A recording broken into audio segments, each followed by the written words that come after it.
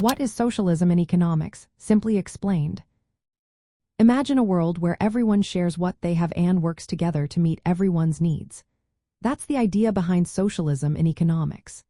It is a system where the main resources like factories, land, and natural resources are owned or controlled by the community or the government, not just individual people. The goal is to organize production and distribution so that society as a whole benefits, instead of just making profits for private owners. In a socialist economy, goods and services are made mainly because they are useful to people, not just to sell for money. This is different from capitalism, where businesses produce things mainly to make as much profit as possible. Socialism focuses on making sure everyone has access to basic needs like health care, education, and housing.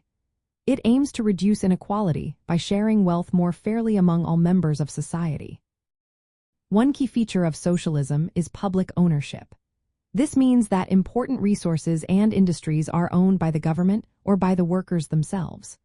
For example, a country might have state-owned hospitals or schools, or worker cooperatives where employees share ownership and decision-making. Instead of relying on market forces to decide what to produce, socialist economies often use planning. This means the government or community plans out what goods and services are needed and how to produce them efficiently.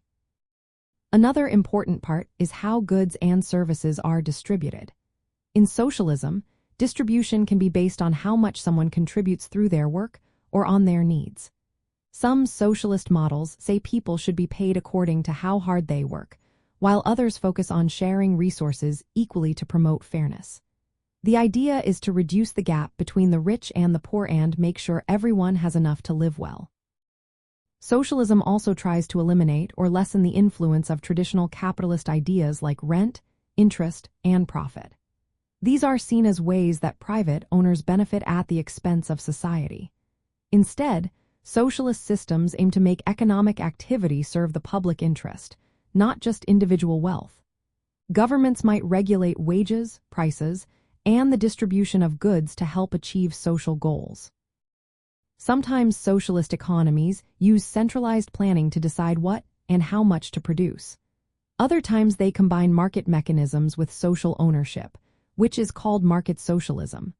But because private ownership of capital is limited or absent, setting prices and allocating resources can be more challenging.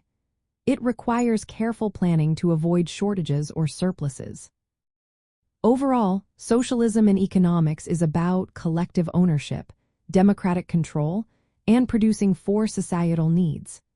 It seeks to create a fairer system where economic activity benefits everyone, not just a small group of private owners.